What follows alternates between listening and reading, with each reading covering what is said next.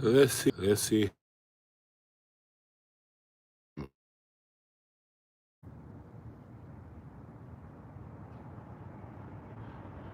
don't know if it froze on. It was weird because I was talking, but my live timestamp stopped moving.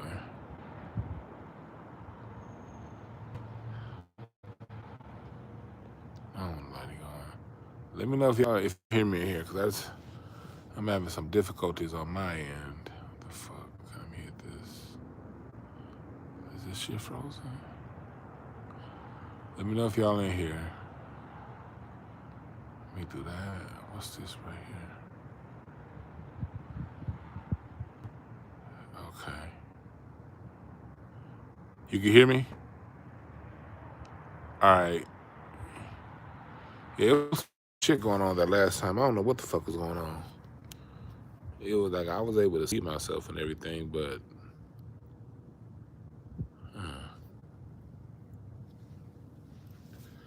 whatever.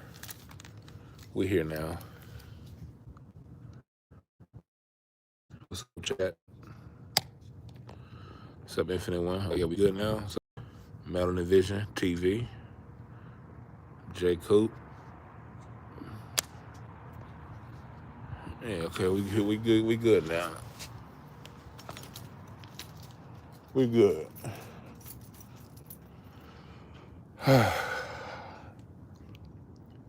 So back to what we were talking about.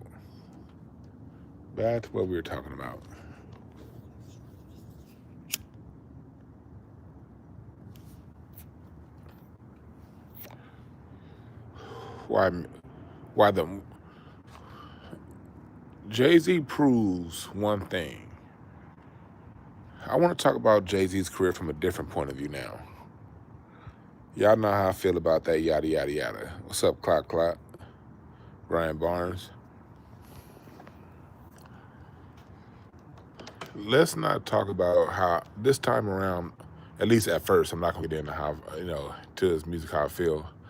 I want to get into the message in the music and the effect that message had. That's what I want to talk about tonight, the message in the music. When you go back to the late 90s into the 2000s, the 2000s was a decade of fluff all the way around. Fluff has always been around, but 80s was very fluffy. But there was also always a variety. Everything wasn't just fluff. Most 80s stuff was corny and fluffy. But you still had movies and messages like Trading Places. You still had fun movies. You had good action dramas, them good old Steven Seagal and Chuck Norris films, 80s kick-ass films was the best. Being a young boy in the 80s was amazing with those movies like Delta Force and shit. We grew up with Jean-Claude Van Damme and Wesley Snipes. There was a variety. It wasn't just fluff. When you get to the 2000s, everything is fluff. TV and movies and TV shows. In the 90s, you got Martin, Living Single.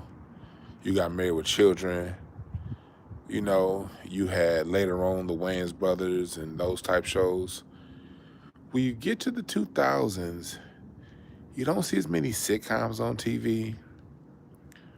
The movies went from Naked Gun to Pineapple Express.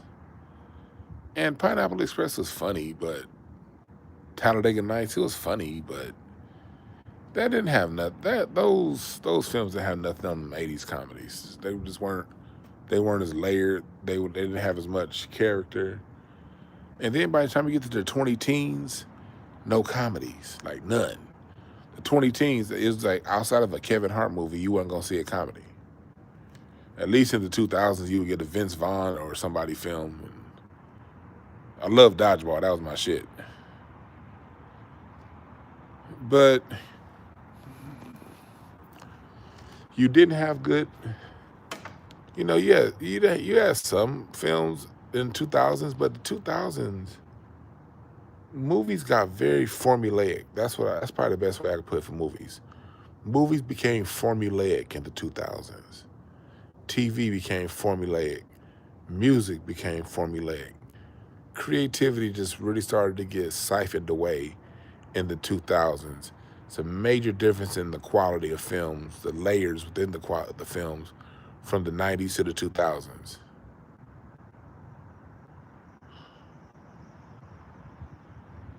Yeah, goofy. He had a bunch of goofy movies,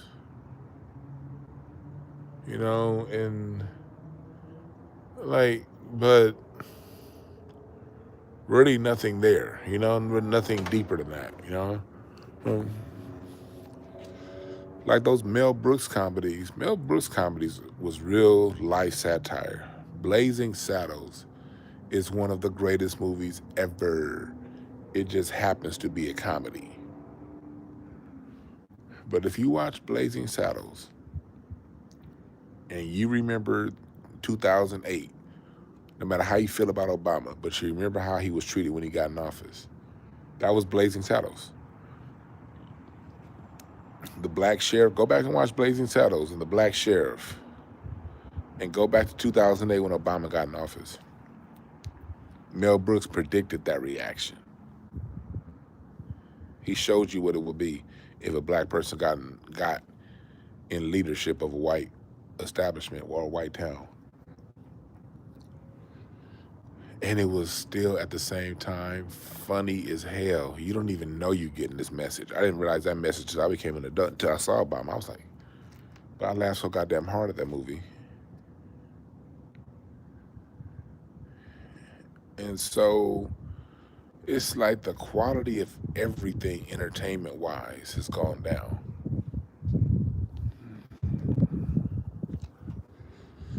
So I don't want to put everything that I'm going to say on Jay-Z. What I'm about to say is not Jay-Z's fault. Jay-Z was, in my opinion, probably the perfect musician, the perfect artist for that time. You can't have these low quality films, predictable, corny TV shows, formulaic style entertainment with profound artistry, with the number one artist being someone that's profound. Because a profound musician, a profound rapper, a profound lyricist is going to point out the absurdities in what we're seeing here. You need music that's going to put you in imagination land. That's going to be the environment of the society. Yeah, How High was funny, but we tell you that's early 2000s. Everything I give you that's funny was early 2000s. I'm talking about after 2004. Early 2000s, you still had some stuff that was written in the 90s that hadn't gotten put out yet. 2005 is when it really started to take hold. You saw it happening in 2000. But you cannot have a profound artist at the top of it. You need Taylor Swift. You need, who was at the time? Miley Cyrus? She wasn't singing about shit. You need, the white folks had Miley Cyrus. We had Jay-Z. They defunded rock for the people who were into rock. They defunded bands and neo soul for us. Same shit. The white boys who was into live music, they shit got defunded. The black folks who's into live music, our shit got defunded. And we were left with fluff and puff on both sides. Caddyshack is one of the greatest ever movies. Yeah, the first Anchorman was really funny. 40-year-old version was pretty funny.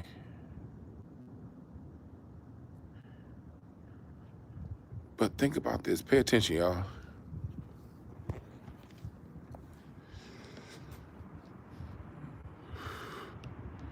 The last major advance in film was The Matrix. Think about that. In this, in the 60s, you went from black and white TV to color TV. And then you went from these small 11-inch TV sets to these 20-inch TV sets in the 80s. Big old huge bricks, not bricks, them big ass belly TVs that you needed a dolly to move around the house with, and floor mounts. And then like you saw the TV, the cinematography. You look at the cinematography like when Thriller came around, the Star Wars cinematography. The huge leaps in cinematography from, Revenge of the Aliens of the 60s to Star Wars. And then the cinematography from as Star Wars continued to move on. And then you get into the late 80s, it gets, you start to see more these green screen effects. And then in the 90s, them green screens really take over. And I remember watching The Making of True Lies. Remember the Arnold Schwarzenegger movie, True Lies? I remember how HBO used to have the making of this movie. I remember watching The Making of True Lies on HBO. And that scene when the Harrier, that plane, was going up in the building and shooting, they were showing how that was done on a green screen. We was all like, oh shit, that shit, whoa, what the fuck? It's like every 5 years, the cinematography on movies got twice as good. Uh-oh, they don't like what we talking about, y'all. They don't like what we talking about. Make sure y'all hit the like button and share. They're trying to kick me off. They don't like what we talking about. But back to what I was saying.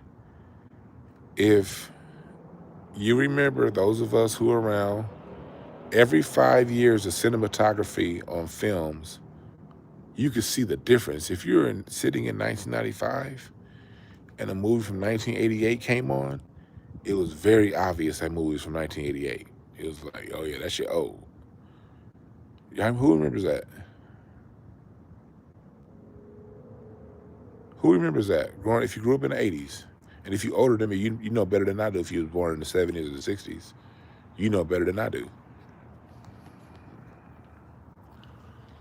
It would be like, yo, look at this new shit. And then The Matrix came out. And when The Matrix came out, it was like, what is this shit?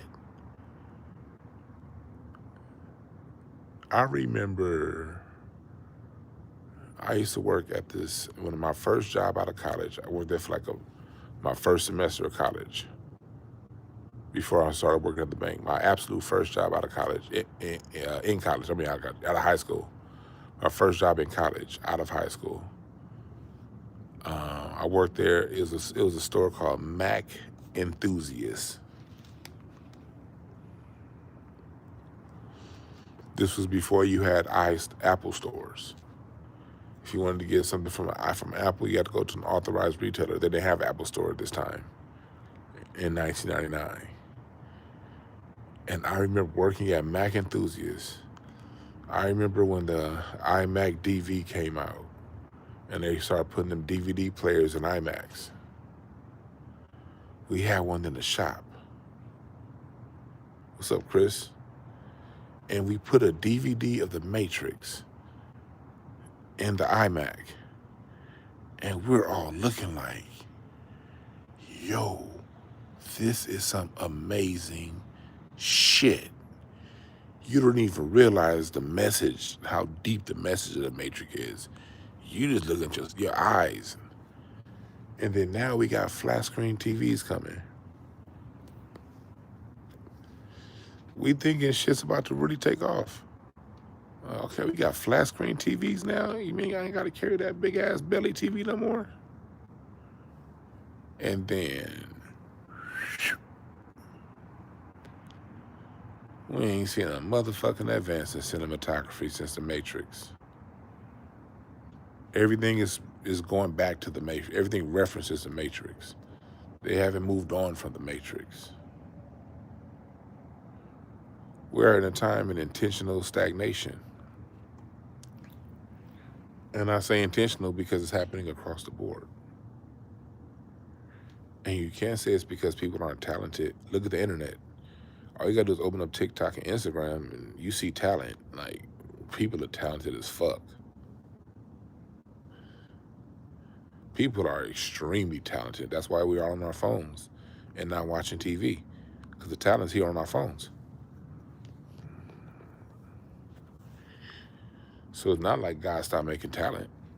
What's up, Sinister?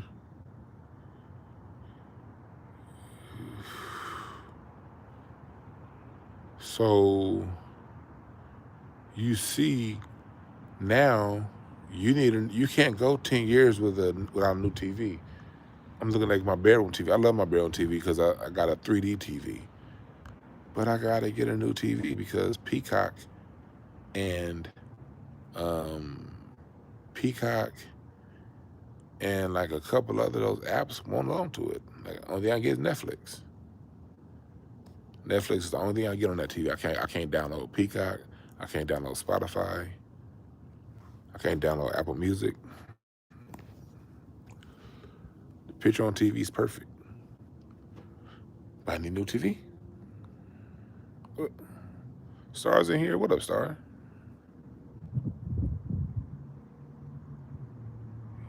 Yeah. Real talk, AG. I like my TV. I very rarely even turn on my bedroom TV. I don't really watch TV in the room. But when I do, like I was trying to watch the game the other day on Peacock and couldn't watch it because I couldn't get the app. It don't show Hulu. Yeah, I don't buying all that Roku shit. That's cool, but I don't like all them attachments. I'm old school with mine.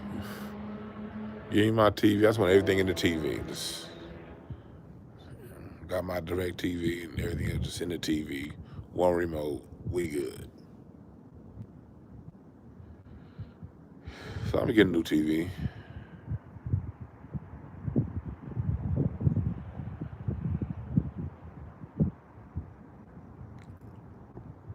Yeah, if you have a TV like 2014, you can't get no app. You can't get certain apps. No. Netflix is the only app. Like all the newer apps that came out, can't get those. I got a beautiful 65-inch too. Shit still is crisp.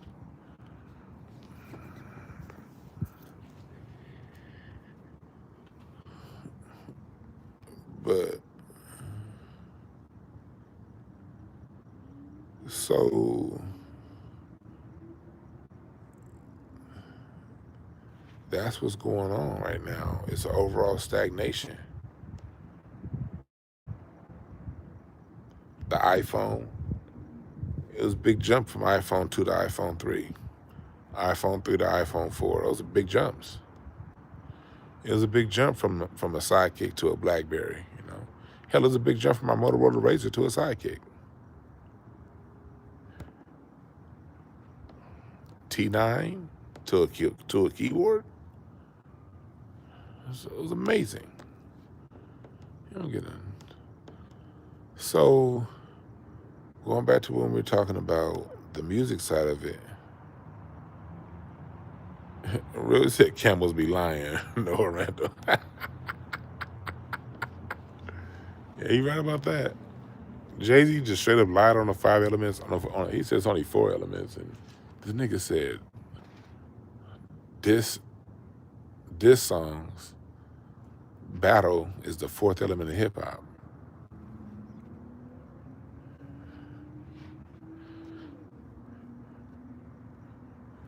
That's y'all go. Y'all go don't even know the elements of hip hop.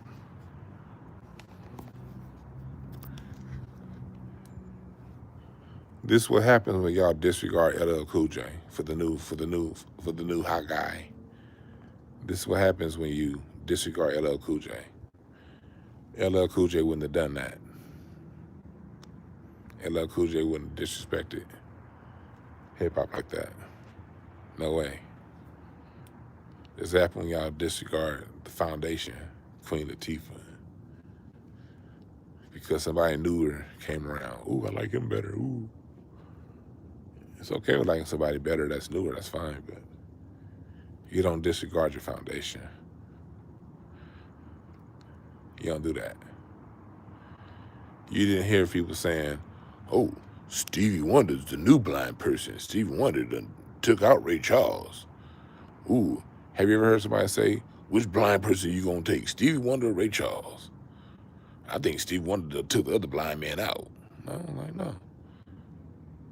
My dad would be like, oh, there go, when I was a kid, that's Stevie Wonder. He blind. Oh, he blind?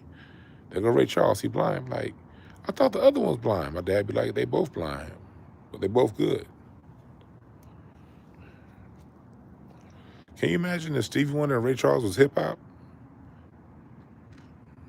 If Stevie Wonder and Ray Charles were hip-hop, we'd be hating on Ray Charles because he didn't play every instrument like Stevie Wonder.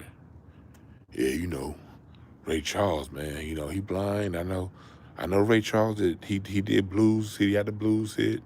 He had a rock and roll hit, you know. He had a jazz hit. You know, he's the godfather of soul. The king of soul. He brought soul music into music, you know. Ray Charles. The modern bandstand goes to Ray Charles. He was the first to play with electric bass, electric keys, drums, and guitar. But man, Stevie Wonder, he played the drums. Stevie Wonder played the guitar. Stevie Wonder played. That's how you dumb hip-hop niggas would sound. Ray Charles and Stevie Wonder ain't nothing alike musically, but they all are exactly alike. And they both were multi-genre. They both are blind. They both played the piano. If the niggas was in hip-hop, we'd be arguing to the death. And one nigga would hate Ray Charles because Stevie Wonder did it different. And the other nigga hates Stevie Wonder. That's how toxic the hip-hop talk is.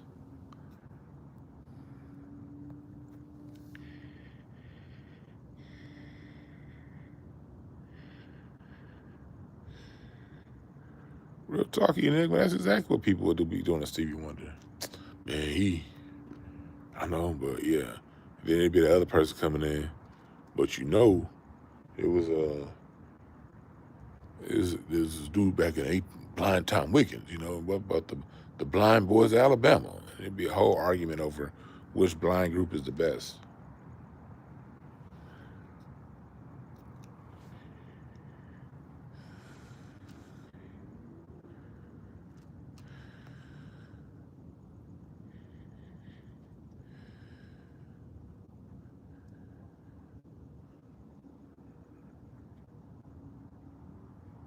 But so going back to Jay-Z and his lyrics, the person that you're going to elevate to the top, it got to be somebody that ain't talking about nothing.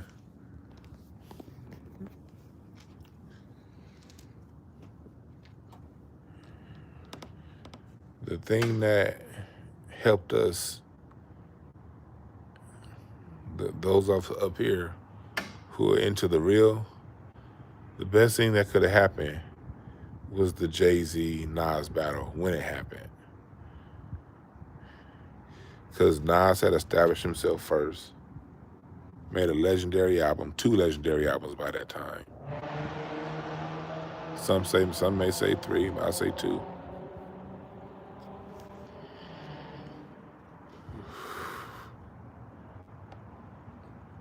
And Jay-Z was on a run.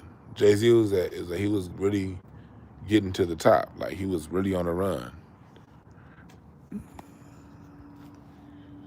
So when that battle happened,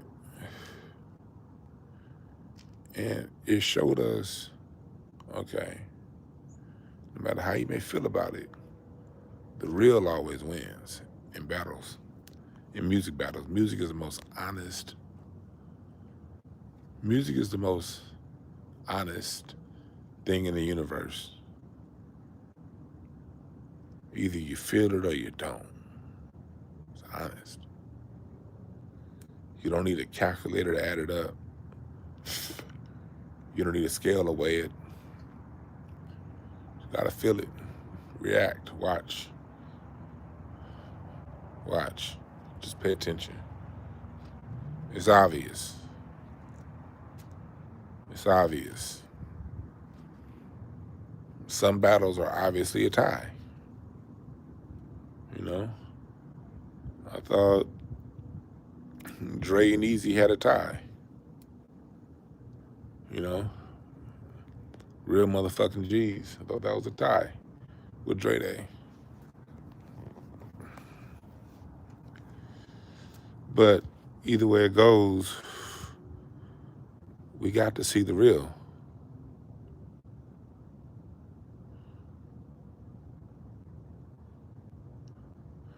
And Nas really won. So when they pushed Jay-Z to the top, I was, 20 when that happened? 2021? I remember thinking then, like, didn't Nas wax this nigga? So why are people calling him the best? Then you listen to Jay-Z's music. This is where I got to give him credit. This is where I got to give him credit. Darius, I hear always said it. Real motherfucking Jesus is my favorite, but Dre Day was a bigger song, so that's why I said it's even. I thought Real motherfucking Jesus was my favorite song out of the two, but Dre Day was much bigger of a song, so that's why I say it's a tie. But anyway,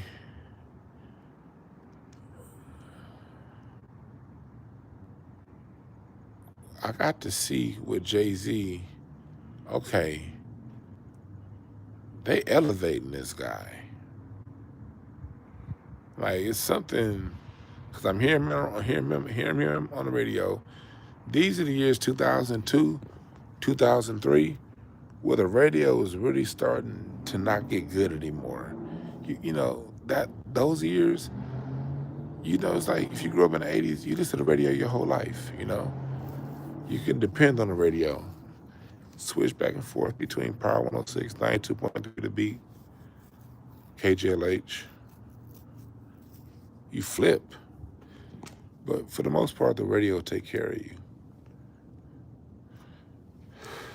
2002, 2003, the radio ain't radioing no more. It's like you don't really know what's going on. You just know that you hear the same people over and over again. But you didn't quite get it. These was those years. And I remember when Big Pimpin' came out, and then when certain songs, like you heard Jay-Z on the radio all the time, like Drake.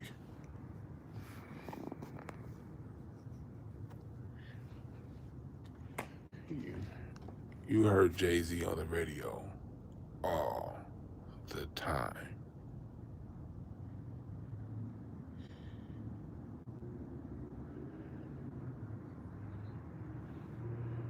And it's just like, okay. Then you saw, but I'm gonna say, but this is where I'll give Jay-Z credit. In his lyrics are most definitely aspirational sometimes. They can be motivational. His lyrics can most definitely be motivational. But the reason why I think one thing that worked in Jay-Z's favor, and this was intentional, and let me tell you a little bit of how magic worked. I won't say magic, how law works. That's what they say, speak it into existence. Watch what you say. And when they say guard your mouth and your ears and watch what you say, what's the opposite side of watch what you say? The opposite side of watch what you say is speak it into existence. People who go to church, whatever your religion is, spirituality, you hear these things all the time. I see Jay-Z as a walking manifestation of those spiritual principles. Huh?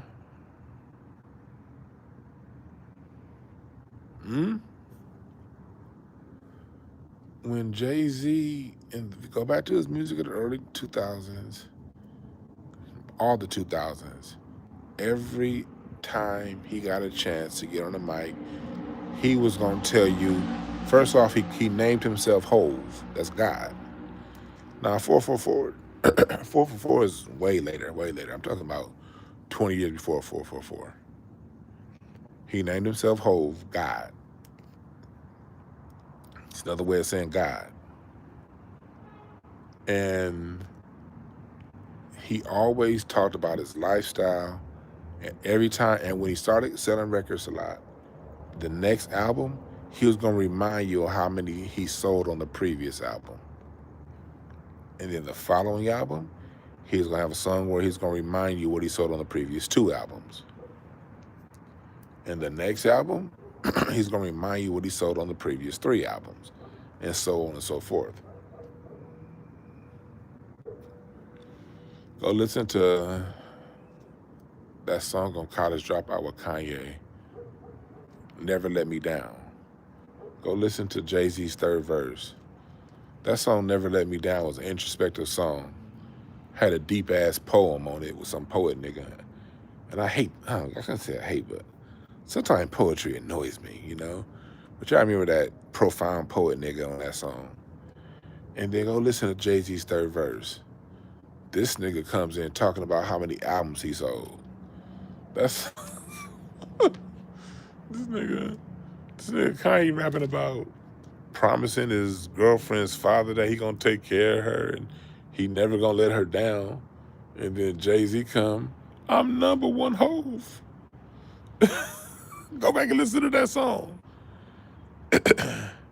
I forgot the exact lyric because I haven't heard that song in a while. But go listen to Jay-Z's 3rd verse on that song and get back to me.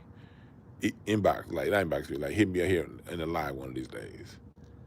Go listen to Jay-Z's. Go listen to Never Let Me Down by Kanye on College Dropout. Listen to the message in the song. It's a deep song. It's not. I won't say deep. It's an introspective song. It's an open, honest, emotional song. And this nigga Jay-Z comes in and starts talking about himself. Oh yeah, Saul Williams is a poet. I like Saul Williams too. It's funny because I might go see Saul. I like Saul Williams be over in the Mert Park. I saw Saul in the Mert Park like 2 months ago. It's funny, I didn't know that was him on that song. But I saw like 2 months ago in the Mert Park.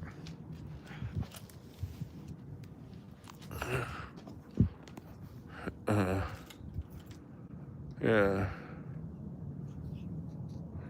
But like poetry still, like I love it, and I have a love-hate relationship with poetry. It's either really good or it pisses me off, and there's no in between.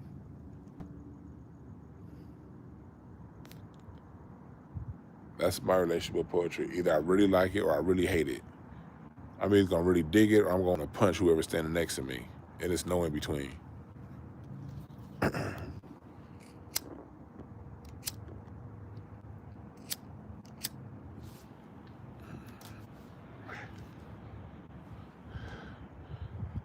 Poets piss me off 7 out of 10 times. Yeah, but Jay-Z did what you're supposed to do spiritually. Call those things that be not as though they are. Fake it till you make it. Jay-Z always prophesied that I'm number 1. I'm better than you. I'm cooler than you. You want to be me. And look at the result. Pay attention to how many men jizz themselves over the thoughts of Jay-Z. There's three men you really can't fuck with. Jay-Z, Jordan, LeBron. Four, and Drake. Those are sacred cows. You can't. Jay-Z, Drake, Jordan, LeBron. And personally, just open disclosure, that's a major reason why I don't like none of them niggas. I know when I studied media in college. That was my first major. My first major was film at San Mountain College. Man, that's why it's hard for me to watch movies now. I know when I'm looking at something that's put together and contrived. I can see the difference between an Allen Iverson and Jordan, how they were put together. Allen Iverson, Dr. J, they all in that same mold. Steph for the Gen Z. Some people just got it. Like Steph had it, and Steph had it, and he had the ugliest fucking shoes ever. Steph's shoes wasn't shit. Steph did it with ugly ass shoes. You know, Steph was something that the NBA was surprised by Steph. You know, Deion Sanders had it. Mike Vick had it. Mike Vick was just a star. Look what they did to him. Mike Vick was a star. All that nigga had to do was just step onto the field. Mike Vick was a motherfucking star. And they put him in jail for playing with dogs. Like, the ones who got it, Anthony Edwards got it. The ones that got it, they generally get targeted.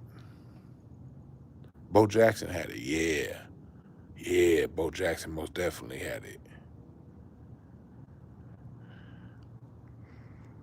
Ja Morant had it.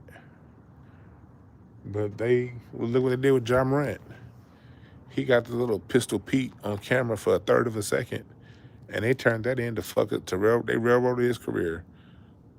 None of us would have ever known he had a gun. It was a still frame photo for a gun that was on camera for less than a second. And that gun, man, that gun wasn't shit. That little pistol, that looked like a little cap gun. He should have got his ass beat for having that little piece of shit on him. And yeah, and he was in an open carry state. Ja Morant had it. You know, Shedeur Sanders has it. Just like his dad. Shedeur has it. But look how they treat Shedeur. Pay attention. Kobe didn't have the charisma. That was Iverson for that class. Iverson was the star of that class, even more so than Kobe. What made Kobe the star was literally his on court performance. Kobe off court, one of my favorite players of all time, but Kobe was fucking corny off court. Like, corny as hell. But Kobe would do shit like score 62 points in 3 quarters. So it's like you had to watch him. Game was on the line against, I remember any of us that saw Kobe's air balls. We saw Kobe's air balls. He was like, oh no, he the one. He airballed them shots, but he the one. So Kobe is just somebody that it was interesting for 48 minutes. And he grew into being a philosopher late in his career. Yeah, that white linen suit Kobe had on, that shit was, that nigga looked like a fucking, like, what the fuck are you doing?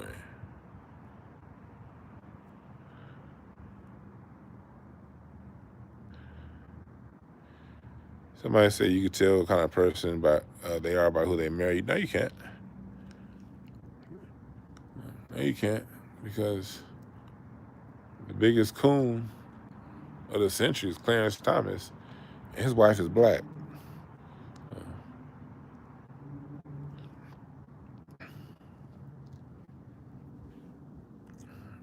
And that's another reason why Kobe wasn't like off the court like that, because Kobe was raised in Italy. His formative years were in Italy. That nigga spoke like 5 languages. He wasn't like regular. He wasn't like us. And when he came to Philadelphia, he was living with the rich niggas.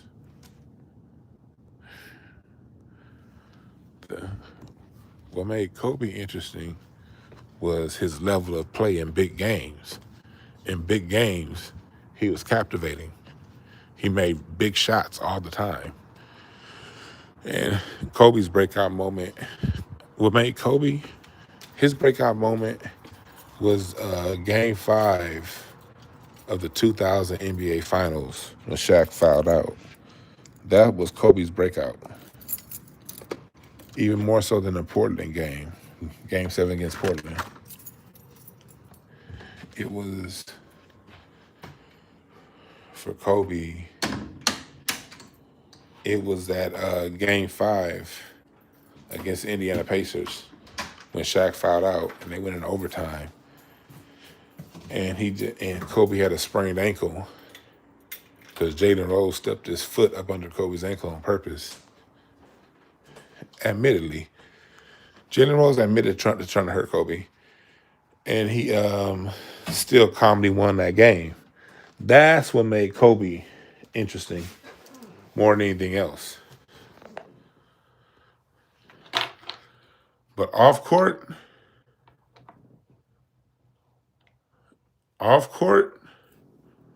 Iverson was the guy. No marketing.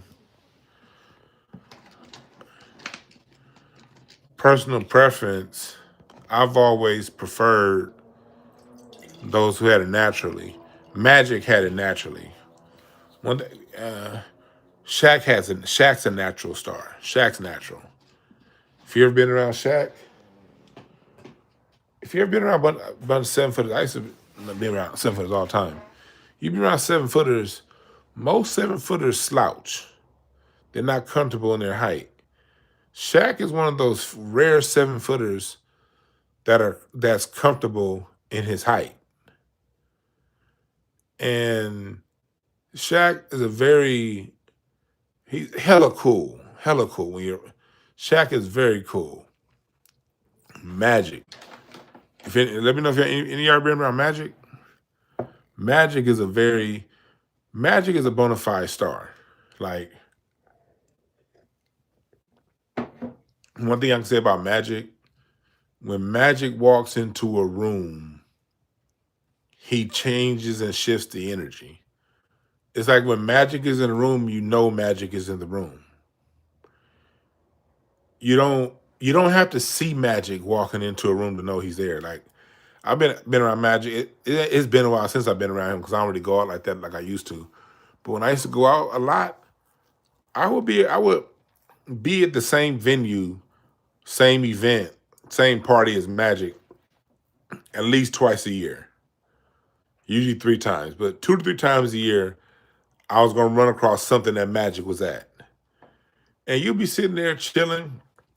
You just kind of feel the energy. You look up. And when Magic walks in, it's like everybody smiles. Like, that dude makes you smile because he smiles. Magic smiles. Magic is very, like, cool. So when he walks into a room, it's like you feel the energy lighten up.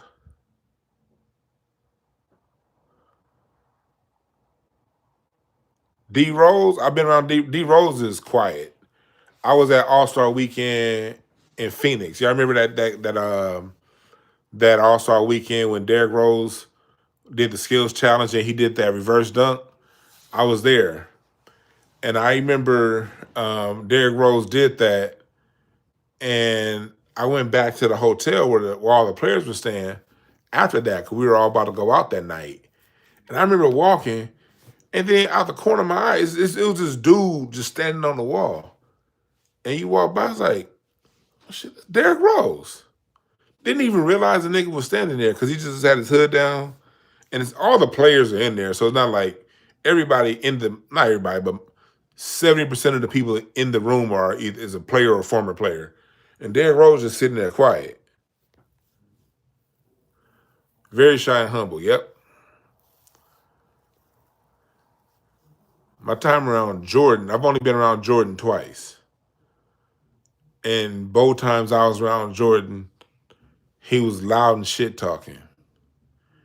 He was talking all kind of shit. He had a cigar in his mouth, and he was talking shit. And there was always a bunch of white boys around him. There's a bunch of white boys around him. He had a cigar, and he talking shit.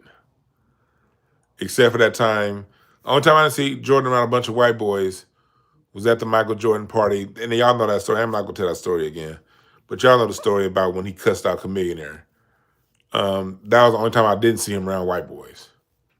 But both times I've seen Michael Jordan, he was talking shit. You know, but I didn't go up there and, hey, Michael Jordan. I don't go to none of them niggas.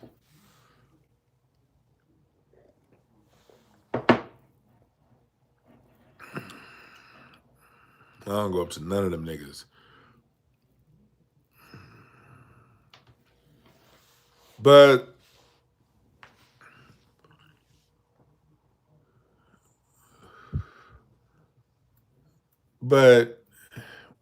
when it comes down to it, it's like when I see these people who have that thing and all they needed was a little bit of light to be shined on them and they stars. Chris Brown got it. You know, y'all know me, I'm not the biggest Chris Brown, I'm not the biggest fan of his music, but Chris Brown is the brightest star of this century. Easy. And Chris Brown is the brightest light of the last 2 decades. And they do everything they can to dim that dude's light. And that motherfucking light shines through anyway. Chris Brown is that one.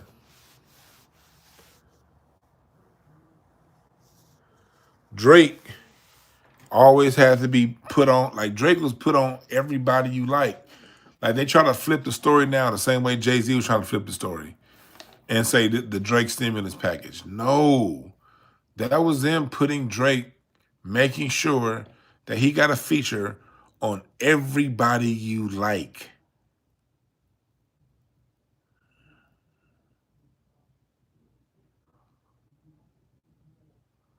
That's why that was a formula. I know a formula when I see it.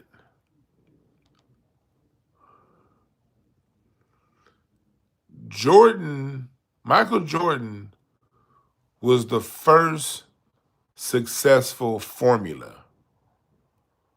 He was the first one. He was the first formula that worked.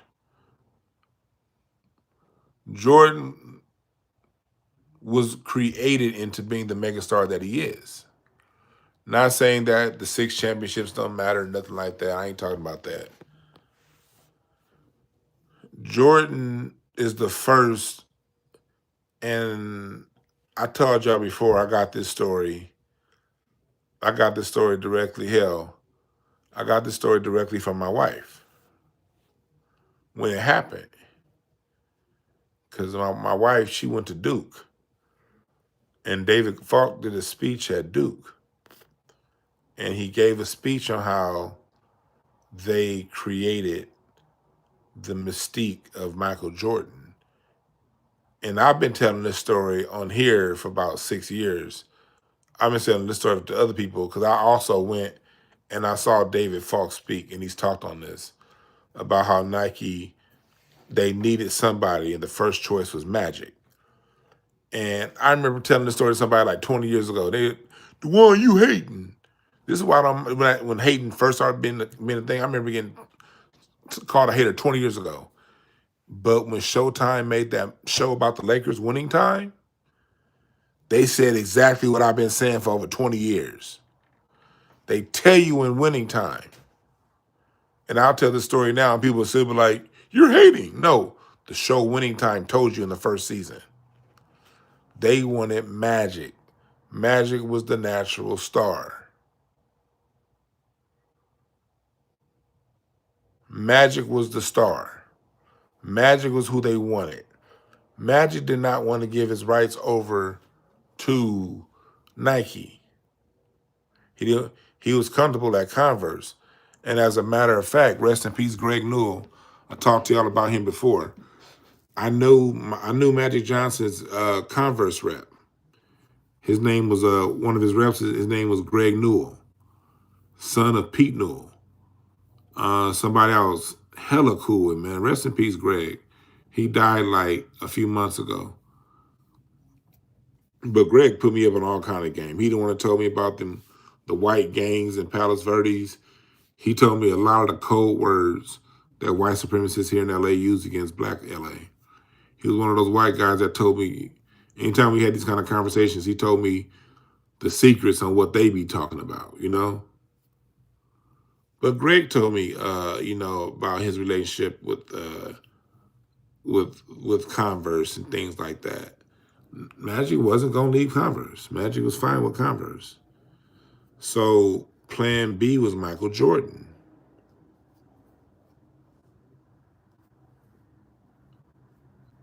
Plan B was Michael Jordan. Michael Jordan it was a problem. Here's the problem.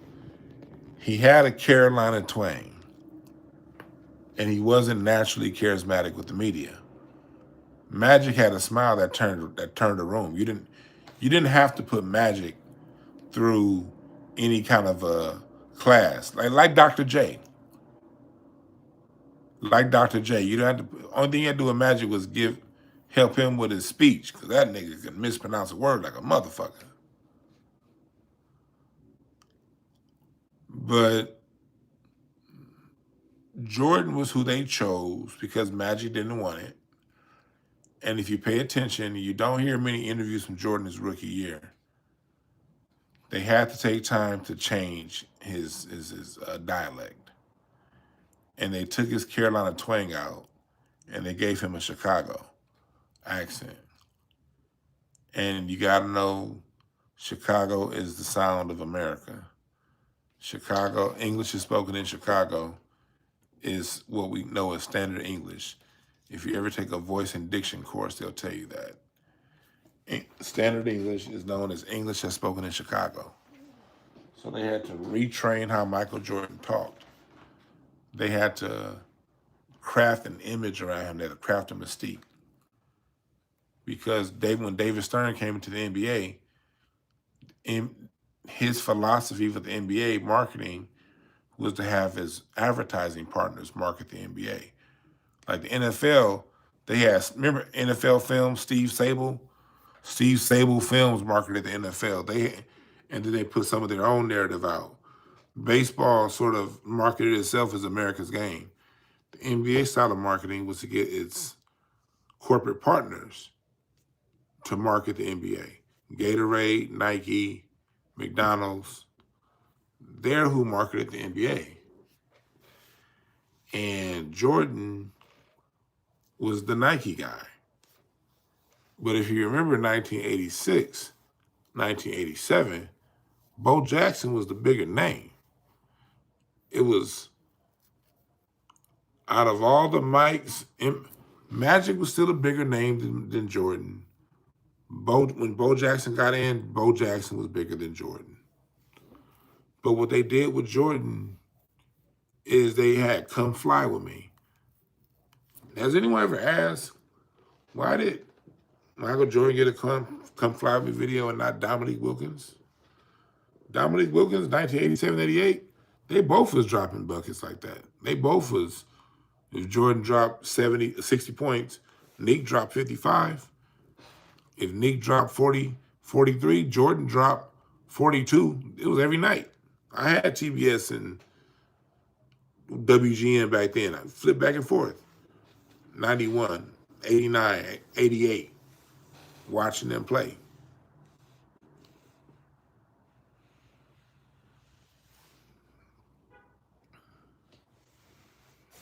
They invested a lot of money in the perception of Michael Jordan.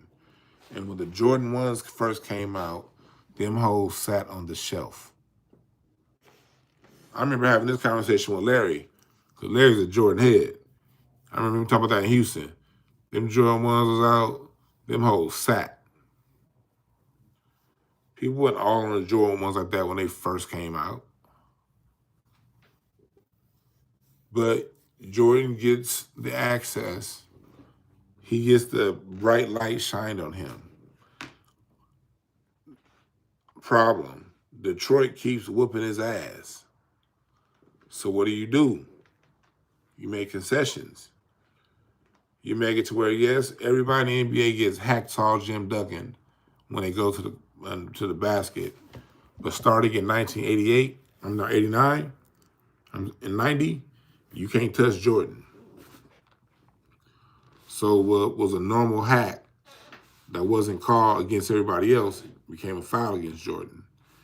And the Pistons aged out. The Pistons were done. The Pistons started their run at 81, 82. The Bulls run started in 88. So the Bulls were the new young team up. This was at a time in the NBA, most players played between 12 and 14 years. And at that time, your prime was between years 5 and 9. Usually back then, when you got to your 10th year, you were an old vet. They didn't have the training they have now. When you were a 10-year, 11-year vet back then, your body was really worn down. Them niggas was taking public flights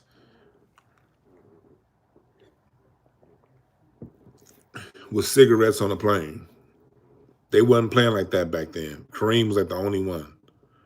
Kareem and Robert Parrish, they was the only ones. It was really Stockton and Malone that really made playing in the year 18-19 look good. Like before Stockton and Malone, and really Kareem, because Kareem was still winning championships at 40.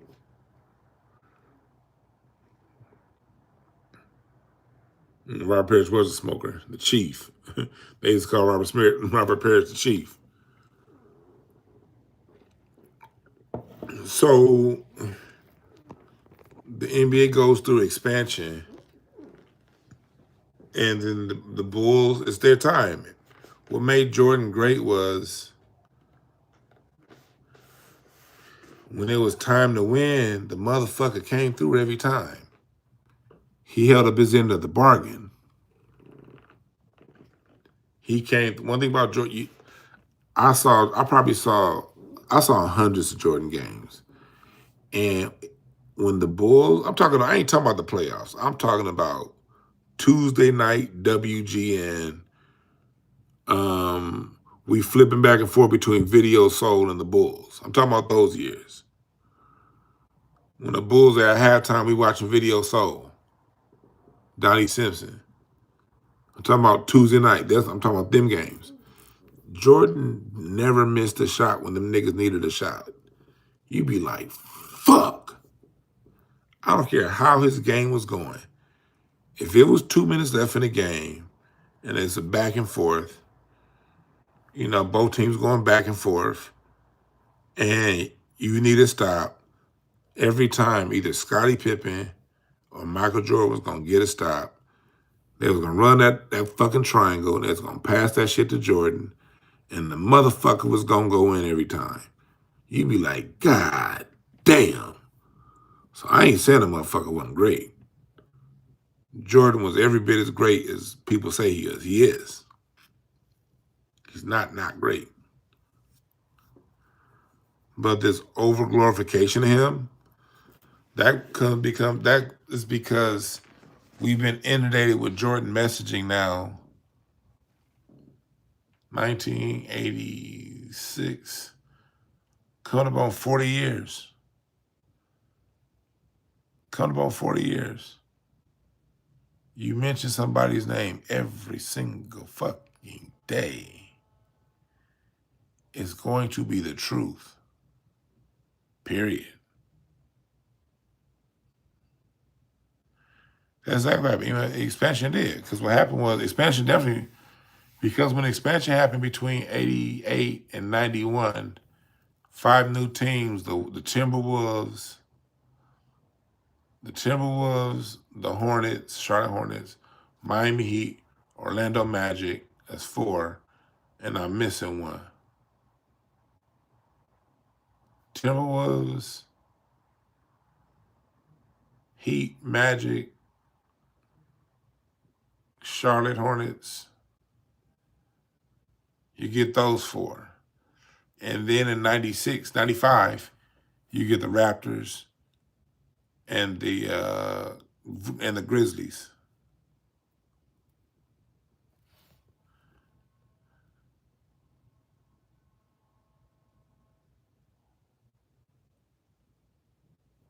So teams got watered down. And that's why you had a lot of great players in the late 80s and the 90s. They didn't have a second great. Charles Barkley and Kevin Johnson, but Kevin Johnson was always hurt. And Kevin Johnson was 6'1". You had 6'1" Kevin Johnson guarding 6'6". Michael Jordan in the finals. No chance. Jordan always had, Pippen was the best role player you can have. Pippen was one of the greatest players to ever play basketball, and I hated Scottie Pippen. I did not like Scottie. I liked Scottie Pippen 10 times more. I liked Michael Jordan 10 times more than I liked Scottie Pippen. I never liked Scottie Pippen and that funny looking ass nose of his. I always thought he was, but Scottie Pippen knows basketball. And he doesn't. He knew all the nuances and did the intangibles needed for a superstar like Jordan to live and thrive. If people understood the balance and what true balance is, you'd understand that Scottie Pippen was every bit as important as Michael Jordan. Because Scottie Pippen would guard the other team's best player. He was a defensive savant. And he knew how to initiate an offense. Initiating an offense is a very rare skill to know how to shift defenses and move the ball in a way that creates space for your superstars to live in.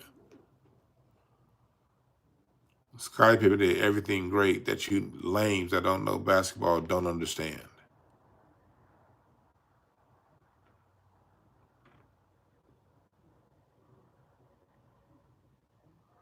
So, and then you had Horace Grant. People don't give Horace Grant credit. I think Horace Grant should be in the Hall of Fame. Because this is how you know Horace Grant was great. Not only did he win 3 in a row, because Horace Grant, that motherfucker and his 18-foot elbow. When Horace Grant was at the elbow, between the elbow and the top of the key, anywhere in that range, man, that motherfucker was going to hit that shit every time. Horace Grant could guard the other team's best low post player, guard him well. He was long. He knew how to pass. Great IQ, win the cut, and an amazing rebounder. It will make you understand how great how great Horace Grant is. This is how people take Horace Grant for granted. When Horace Grant left and went to Orlando, he took Orlando to the finals, and on his way to the finals, beat the dog shit out the Bulls. And then Horace Grant left Orlando and was part of the greatest Laker run in playoff history, 2001. Horace Grant was starting power forward on that team. Horace Grant, no matter where he went, he consistently was at the top.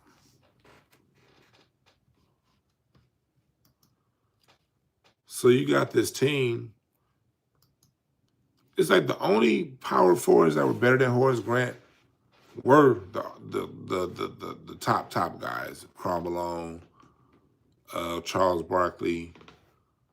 After you got past Karl Malone, Charles Barkley, I know I'm forgetting a few other power forwards at that time because I'm high. Karl Malone, Horace Grant was always anywhere between 5th and 6th best power forward in the league between 91 and 2000. Yeah, Sean Kemp. Yeah, he's below Sean Kemp. He wasn't those guys. He wasn't Derek Coleman, you know? But when you got past Derek Coleman, when you got past, he was more consistent than Derek Coleman. I will say he probably was better than because Derek Coleman was so goddamn inconsistent.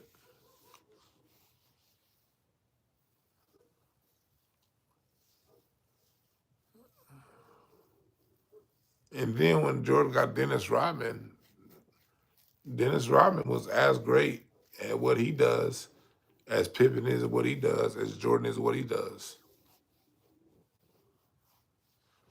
Ron Harper.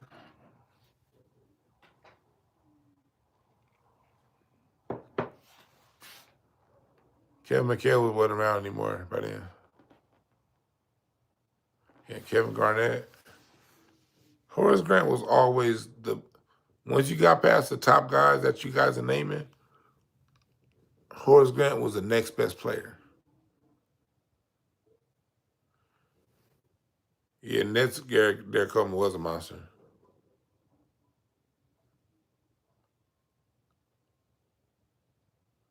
Shit, I'm glad I came inside. Them Coyotes are going right now. Them Coyotes sound close. Them some Coyotes, like a bunch of them too. Sound like 3 or 4 of them.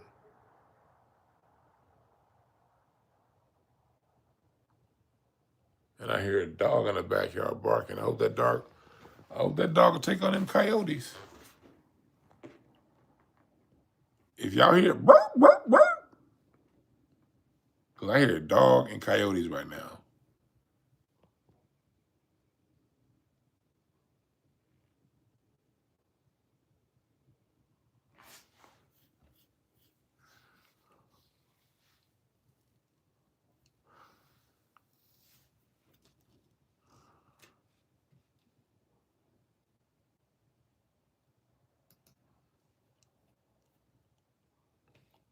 Jordan, I'm not saying anything to take away from what Jordan, but I study environment, and the environment was created for Jordan to thrive, and he took full advantage of it. The same way an environment was created for LeBron to thrive. Problem with LeBron, he fucking choked off half of them game, half of that shit.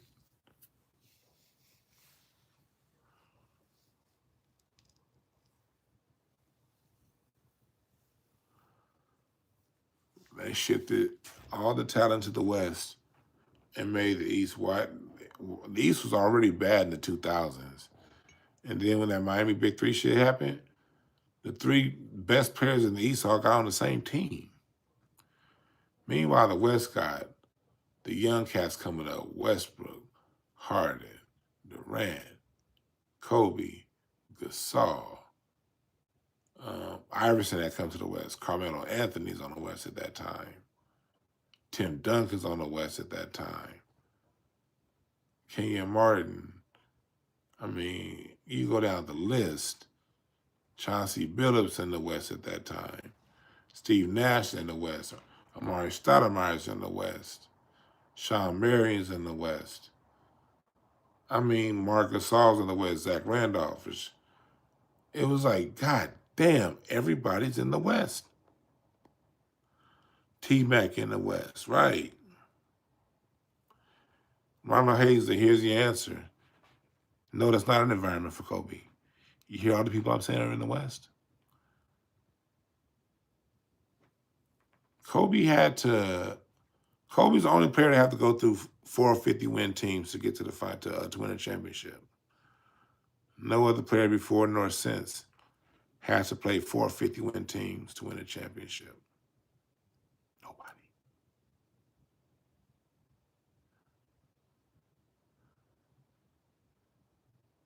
Hell yeah, I had a Serge Sabalos jersey in school. That was the only jersey I had. 1994. I most definitely had a Serge Sabalos jersey.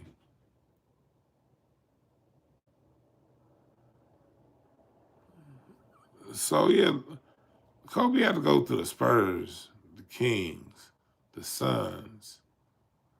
Oh my God, the Denver Nuggets that year that they had that. I think if Carmelo and the Nuggets had beat the Lakers, they would have beat the Magic in the finals too, and Carmelo would have been a champion. Kobe had to go through the goddamn 2000 Trailblazers. What the fuck is he talking about? Yeah, you got to go through the Spurs. People always want to put, on one hand, people always want to put Tim Duncan is, oh, Tim Duncan's the greatest, it's the greatest that.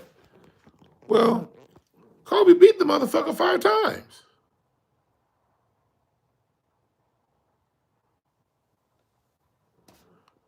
So no, he had to go through Tim Duncan versus in the East. Who did LeBron have to go through to get to the finals? Al Horford?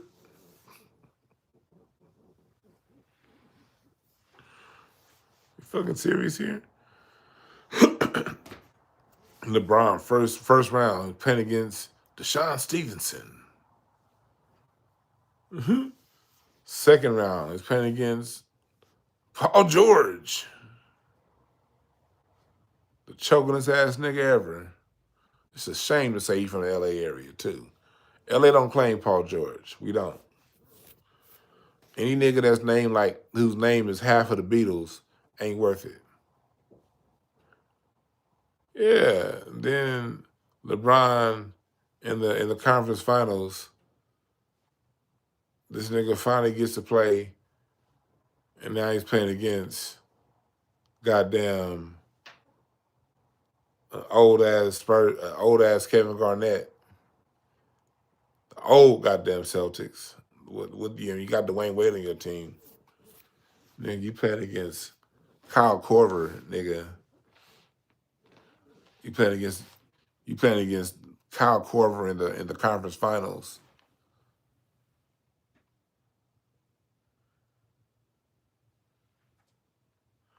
Hey, Ronald Hayes, stop all this. You think if. I don't think if it's sports. It happened. You don't ever have to think if when it comes to sports. You just deal with what happened.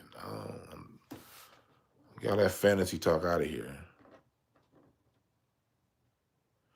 This nigga said Kobe wasn't coddled. No, he wasn't coddled. Have you ever fucking heard anybody talk about Dale Harris? This nigga said Kobe was coddled his first few years. Dale Harris sat him on the bench his first few years. What the fuck is you talking about? Kobe didn't get to play. You even heard players like, who was that? Byron Scott? Just listen to Byron Scott's podcast. Byron Scott was in his last year in the NBA when Kobe was a rookie. And he was like, Kobe was busting people's ass every day in practice and then come to the game and have to sit on the bench.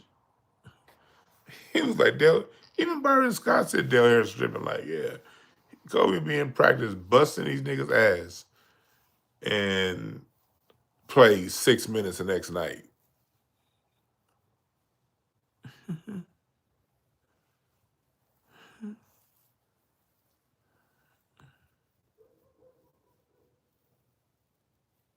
This nigga.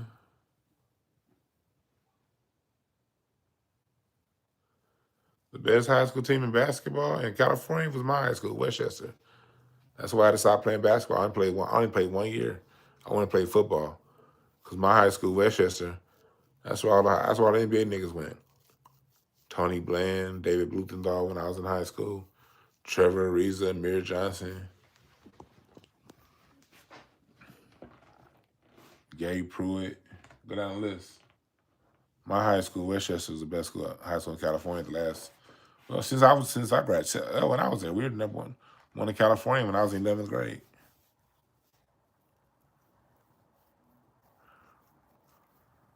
Yeah, Eddie Jones and Van Exel were nice, but they could have easily moved Eddie Jones to the 3 and kept Kobe at the 2. As nice as Eddie Jones is and everything, they could have run Kobe at 6 men. So you guys understand basketball. It's not like Eddie Jones is playing 48 minutes a night. You get a player like talent, like Kobe, I used to watch them games. I was a kid. I was in high school those years. I watched every fucking game. The Lakers would play John Barry 17 minutes and Kobe 5. The fuck is y'all talking about? I forget. Maybe y'all weren't seeing this thing. There's something y'all gotta remember when I talk about the Lakers, especially that time. I was living in LA And me and my dad watched all 82 of them things. All right? Only time I missed the Lakers, because my mom and I would have to go to Wednesday night Bible study at church. And so I always missed the first half. We always got home by halftime.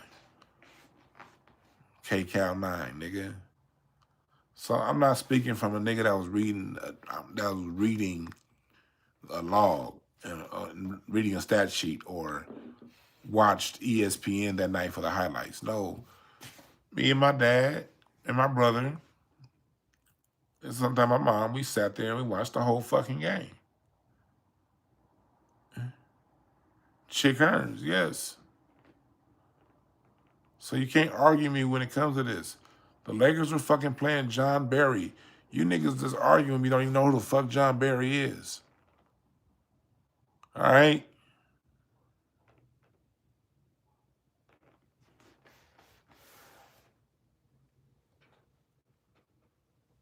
Rick Fox was on that team. There was 20 minutes a night for Kobe at that time.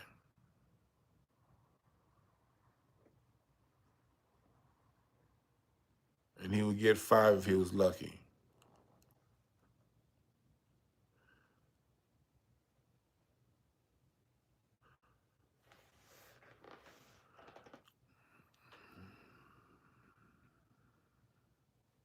I hated fucking Vlade when he was here. That nigga was always shooting layups when instead of dunking it and be missing layups. Vlade was a stiff.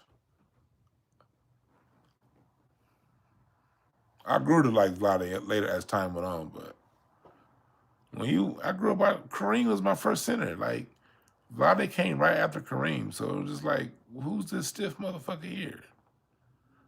I was used to swing left, shoot right.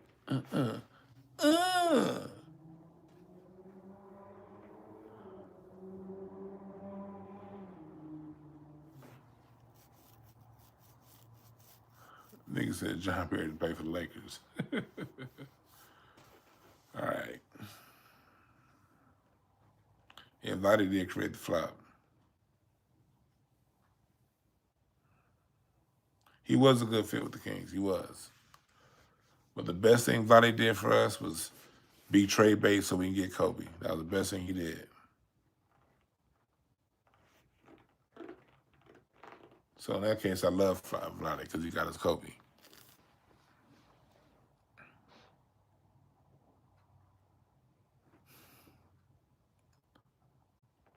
Hell yeah, I remember Jerome Kersey. Rest in peace. That makes Jerome Kersey would dunk on your motherfucking ass.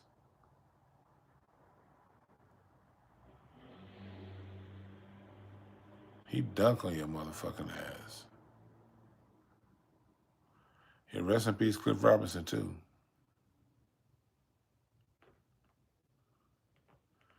But yeah, like when Kobe came in, the issue was he signed with Adidas. Now, they did push Kobe, and if you listen to the 2000 playoffs, they were calling it in 2000 and 2001. Hell, that whole first 3 championship run. When you go back in, look at that third championship when they swept the Nets, they were saying, oh, he's easily just as good as Jordan. If they really started saying that his first championship. But that third champion before that situation in Colorado, they openly said, oh, Kobe and Jordan are the same player. They're just as good as he. Kobe's just as good. He's younger. And he's going to be better. They would openly say Kobe's going to be better. And then Colorado happened.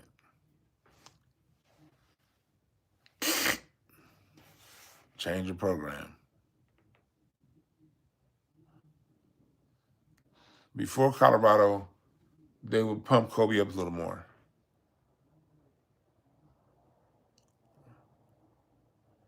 After Colorado, somebody said the Lakers didn't sweep the Nets.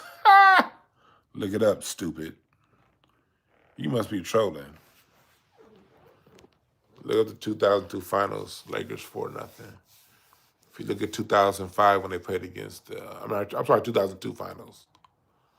2003, the Spurs beat them 4-1. That's when they won. They beat the Spurs for 1 game in 2003. But the Lakers in 2002, the Lakers swept them.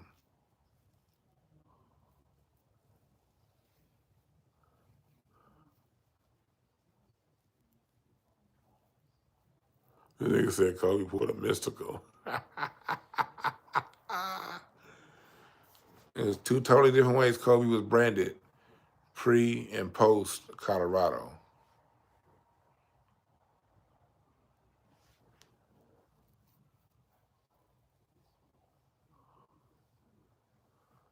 That Colorado thing messed everything up for a while. Even in LA, we weren't really feeling Kobe like that. We was a more Shaq people. What got Kobe back on the side of LA was 81, was 62 3/4. Before 62 3/4, LA wasn't really fucking with Kobe like that. It was like when that season first started, the Staples Center was booing Kobe. People forget that.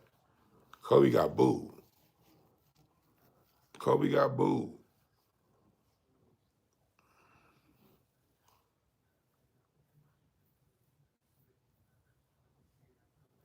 They booed that nigga. But then he started playing, he started going off.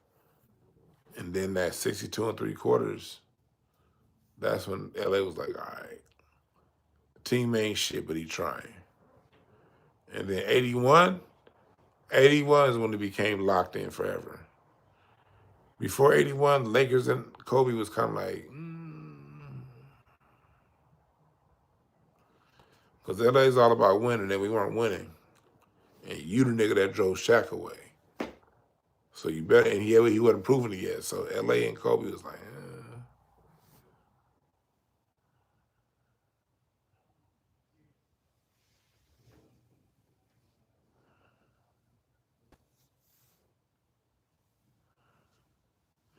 yeah, I'll match that 2001 Lakers team up against anybody too.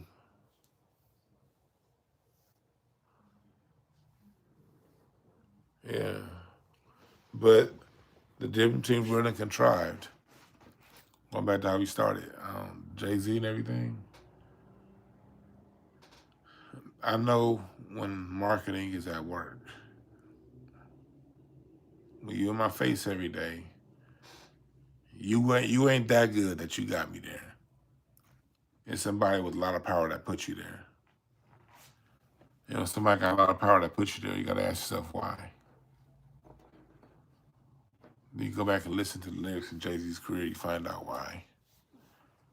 He puts nothing in consumerism, and empty thought, at a time America needed the citizens to be consumers with empty thoughts. Because the TV was empty thoughts at that time, everything was empty thoughts.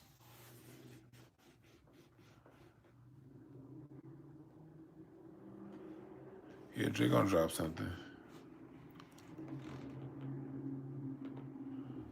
Gotta go make that money. I'm gonna get up out of here, y'all. I'll holler at y'all probably tomorrow. Y'all be good. Or later today, shit.